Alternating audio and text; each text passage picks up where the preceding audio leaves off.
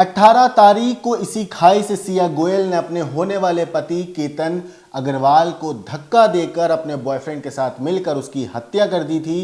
Police ने इस मामले में तफ्तीश करी और फिर कड़ियों को जोड़ते हुए पुलिस की जांच जा पहुंची सिया गोयल और उसके कथित बॉयफ्रेंड चेतन चौधरी तक, जिसके बाद पुलिस ने दोनों को गिरफ्तार किया और उन दोनों से पूछताछ हो रही है। मगर अब इस केस में एक हैरान करने वाली बात सामने आई है। इंडियन एक्सप्रेस की खबर के मुताबिक केतन हत्याकांड की मेन आरोपी सिया गोयल और उसका कथित बॉयफ्रेंड चेतन चौधरी दोनों अब एक दूसरे के ऊपर आरोप डाल रहे हैं। दोनों एक दूसरे के ऊपर आरोप क्या लगा रहे हैं मैं आपको बता दूं। सिया और चेतन इन दोनों को आपराधिक साजिश रचने के आरोप में और हत्या के आरोप में गिरफ्तार किया गया था। पुलिस ने मामले में दोनों से पूछताछ कर रही है। इतना ही नहीं, अब ये दोनों आरोपी एक दूसरे के ऊपर पूछताछ में जो हत्या का दोष है वो डाल रहे हैं। चेतन ने पुलिस की पूछताछ में दावा किया है कि वो सिया के साथ भागना चाहता था, लेकिन सिया जो है वो केतन की हत्या करना चाहती थी और उसने हत्या करने की बात पर जोर दिया था, बजाय कि दोनों घर से भागकर अलग रह लें। आपको बता दूं, उधर सिया ने भी अपने कथित बॉयफ्रेंड चेतन पर आरोप लगाए हैं। उसने पुलिस को बताया है कि केतन की हत्या करने वाला जो प्लान था वो चेतन का था, मेरा नहीं था। सिया ने पुलिस की पूछताछ में यह भी दावा किया है कि दोनों ने 14 जून को ही प्लान किया था केतन की हत्या का, मगर उस दिन जब हत्या को अंजाम नहीं दे पाए तो चेतन फूट फूट कर रोया था। मामले की जांच कर रहे एक अधिकारी ने इंडियन एक्सप्रेस को बताया है कि दोनों ही हत्या की साजिश की जिम्मेदारी एक दूसरे पर डालने की कोशिश कर रहे हैं। यह साफ तौर पर दिखाता है कि ऐसा करना उनका खुद को बचाने का एक प्लान है। इतना ही नहीं, अधिकारियों के इस मामले पर यह भी कहना है कि उनके पास कई सबूत हैं जो बताते हैं कि दोनों केतन को मारने की साजिश में शामिल थे। साथ ही ये भी पता चला है कि 31 मई से हत्याकांड को अंजाम देने से एक दिन पहले भी ये दोनों एक कैफे में मिले थे। अधिकारी इसकी भी जांच कर रहे हैं कि ये मुलाकात भी साजिश का हिस्सा थी या नहीं, जिसका सीसीटीवी भी सामने आया था, जिसमें दोनों बैठकर काफ़ी देर तक बातें कर रहे थे।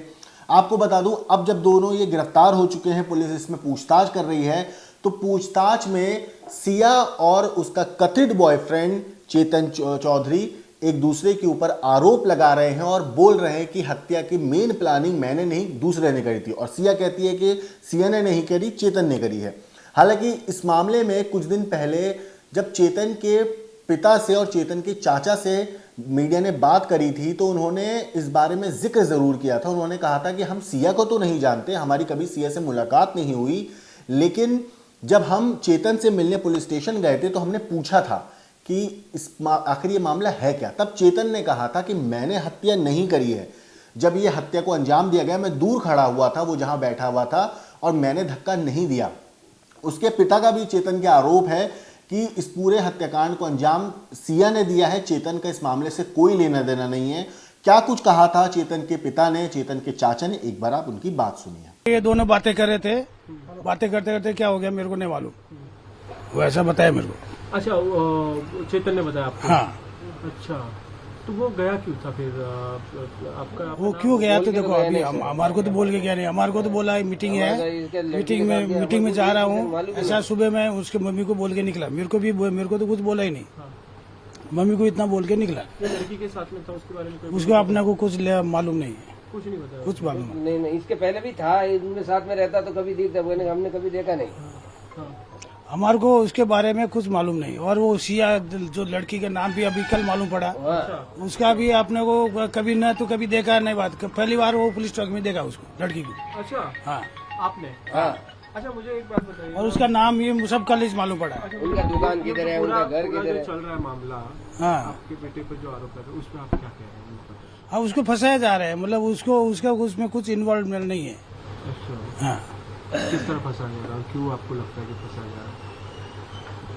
क्योंकि वो चेतन ने बोला इसलिए, बाकी पहले तो अपने को कुछ मैटर मालूम नहीं। अच्छा, चेतन ने हम जब चौकी में गए उसको अरेस्ट करने के बाद में, तो उसने क्या बोला कि मैंने इनको कुछ धक्का विक्का कुछ नहीं दिया, मैं दूर खड़ा था। तो लड़की खड़ी थी क्या वो लड़के के पास में? हाँ, वो ऐसा चेतन बता ये रहा। लड़की के पास खड़ी थी, लड़का। मैं आता हूँ आपके पास। हाँ, अब ये बहुत सही इम्पोर्टेंट बात बता रहे हाँ। हैं कि उस लड़के जो लड़का गिरा है, हाँ। उसके पास लड़की खड़ी थी। हाँ, अभी वो धक्का दिया कि नहीं दिया वो अपने को मालूम नहीं। हाँ, पर चेतन बोल रहा था कि मैं थोड़ा लंबा खड़ा था, वो लड़की के सामने ही बोला था उस टाइम।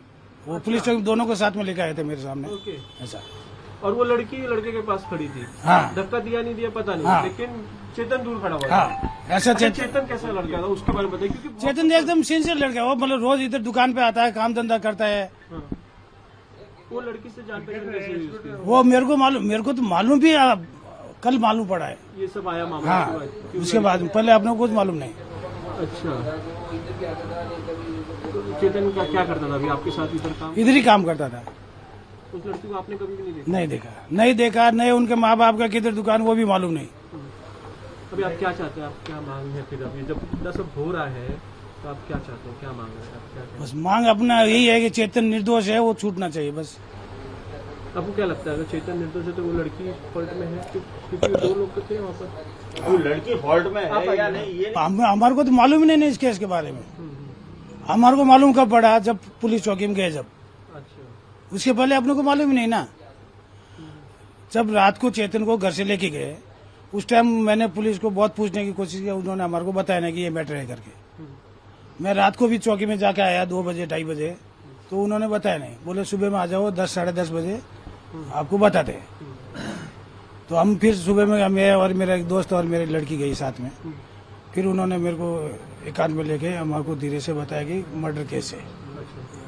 बोला मर्डर केस, बोला हमारा लड़का तो ऐसा कर नहीं सकता। अच्छा, जिस दिन गया था उस दिन चेतन ने घर से कुछ बोला था कि मैं कहाँ जा रहा हूँ, क्या कर रहा हूँ?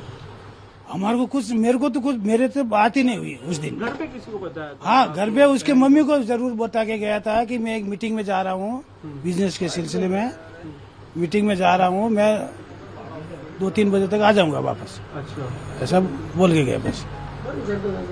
चेतन को पुलिस कब आई थी लेने के लिए घर पे? पुलिस ने क्या सोमवार के रात को 11:30 बजे। तो पुलिस ने क्या बोला आप लोगों को? कुछ बताया था पुलिस वाले ने जब उसको लेके गई तब? हमारे को बोला कि कुछ नहीं, फ्रॉड का केस है, 2 घंटे में आपको बच्चे को छोड़ देंगे। हाँ, ऐसा। ये बोल के लेके गई हाँ, पुलिस। मतलब इसके आगे कोई तो भी दूसरा इन्वॉल्व है, मतलब इसका हाथ नहीं है, फिर भी वो पूछताछ के लिए लेके जा रहे, ऐसा बोल के लेके गए। तो दोस्तों, सुना आपने इस पूरे मामले पर चेतन के पिता ने क्या कुछ कहा। लेकिन अब अगर ये बात सच है कि दोनों एक दूसरे के ऊपर आरोप लगा रहे हैं, तो आप देखिए कि जिस इंसान के लिए इन्होंने एक घर के लौते चिराग को बुझा दिया, जहां पर इन्होंने शादी ना करने का फैसला अगर कर लेते, घर से भाग जाते, तो शायद आज केतन जिंदा होता। लेकिन इन दोनों ने जो कदम उठाया, उस कदम उठाने की वजह से आज केतन की मौत हो चुकी है, केतन की हत्या कर दी गई, उसे धक्का देके उसकी जान ले ली गई। हालांकि सिया का साफ तौर पर कहना है कि वो इस हत्याकांड की मेन मास्टरमाइंड नहीं है, मास्टरमाइंड इसका चेतन है। चेतन कह रहा है कि हत्या की प्लानिंग जो थी वो सिया की थी, वो तो घर से भागना चाहता था, लेकिन सिया थी जो हत्या करने के ऊपर जोर दे रही थी। सच क्या है, झूठ क्या है, वो तो तफ्तीश में पता चलेगा। कई खबरें हैं जो निकलकर सामने आ रही हैं, उनमें से एक खबर ये भी है कि 640 मिनट तक जो चेतन है उसने अपने मोबाइल फ़ोन बंद रखा, ताकि उसकी जो लोकेशन है कि वो उस लोहागढ़ किले पर है, किसी को पता ना चले, और इसीलिए उसने अपने मोबाइल को अपनी दुकान पर छोड़कर गया था। हालांकि पुलिस ने तफ्तीश करी, जब सिया तक पहुंची पुलिस, सिया के बारे में जानकारी निकाली गई, उसकी कॉल डिटेल निकाली गई, तो पता चले कि नंबर पे वो ज़्यादातर बात कर रही थी। 2004 बार उसकी तकरीबन 1 जनवरी से लेकर 18 जून तक बात हुई।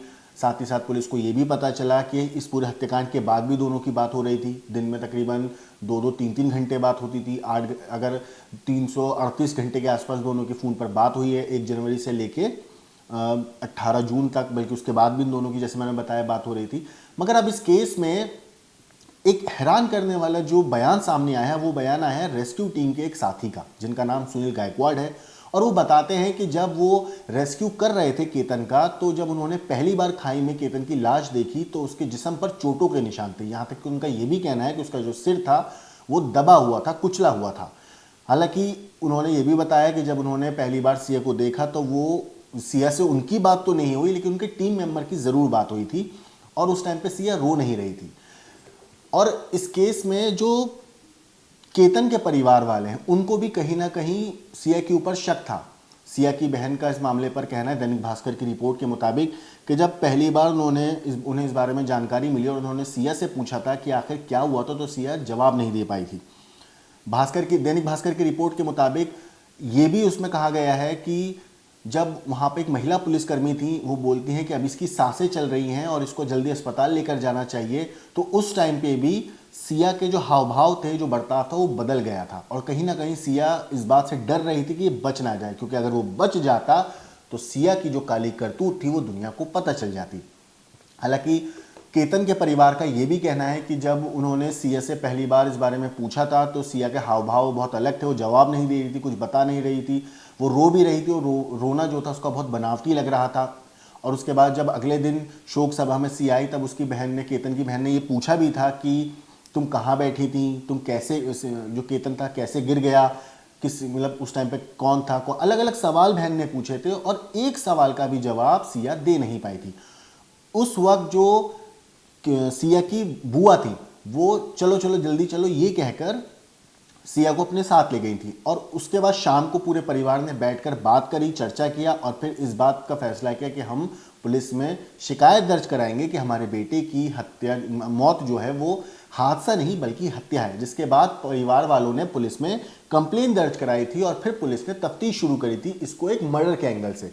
और जब सारी जांच पुलिस ने करी तो पुलिस ने कॉल डिटेल भी निकाल ली सिया की, तब जाकर वहां से चेतन का नंबर निकला। चेतन के बारे में जानकारी जुटाते हुए जब पुलिस उसकी दुकान पर पहुंची तो पता चला कि उसका मोबाइल फोन तो दुकान पर था, लेकिन उस दिन वो किसी और का, अपने कर्मचारी का मोबाइल लेके लोहागढ़ किले गया था। और जब उस मोबाइल फोन की, जो कि उसके कर्मचारी था, उसकी लोकेशन ट्रेस हुई तो पता चला कि वो लोकेशन मिली लोहागढ़ किले की 18 जून की। और सीसीटीवी फुटेज के अंदर एक संदिग्ध भी दिखाई दिया था हुडी पहना हुआ, वो संदिग्ध कोई और नहीं बल्कि चेतन चौधरी ही था। तो इन सारी कड़ियों को जब पुलिस ने जोड़ा तब जाकर पुलिस चेतन चौधरी और सिया गोयल के खूनी साजिश का पर्दाफाश कर सकी। फिलहाल ये दोनों पुलिस की गिरफ्त में हैं और अपने किए हुए गुनाह की सजा काटने की तैयारी कर रहे हैं। जो सीनियर एडवोकेट हैं, सीनियर वकील उज्जवल निकम जी, वो अब इस केस को देखेंगे, वो केस लड़ेंगे केतन की फैमिली की साइड से। वो एक दिन पहले देवेंद्र फडणवीस जो हैं महाराष्ट्र के सीएम, उनके पास गए थे केतन के पिता, उनके परिवार के कुछ लोग, और उन्होंने गुहार लगाई थी कि हमें इंसाफ चाहिए। जिसके बाद देवेंद्र फडणवीस जो हैं उन्होंने उज्जवल निकम सीनियर लॉयर को फ़ोन किया और कहा कि वो चाहते हैं कि ये केस आप लड़ें। जिसके बाद उन्होंने केस को एक्सेप्ट किया और अब इस केस में वो केतन के परिवार को न्याय दिलाने के लिए लड़ाई करेंगे कोर्ट के अंदर। स्टोरी में इतना ही। इस केस में जो भी अपडेट आएगी मैं आपको ज़रूर बताऊंगा। आपकी क्या कुछ राय है इस पूरे मामले के ऊपर कमेंट करके ज़रूर बताइएगा। लेकिन देश और दुनिया की बाकी क्राइम की खबरों के लिए देखते रहिए क्राइम तक।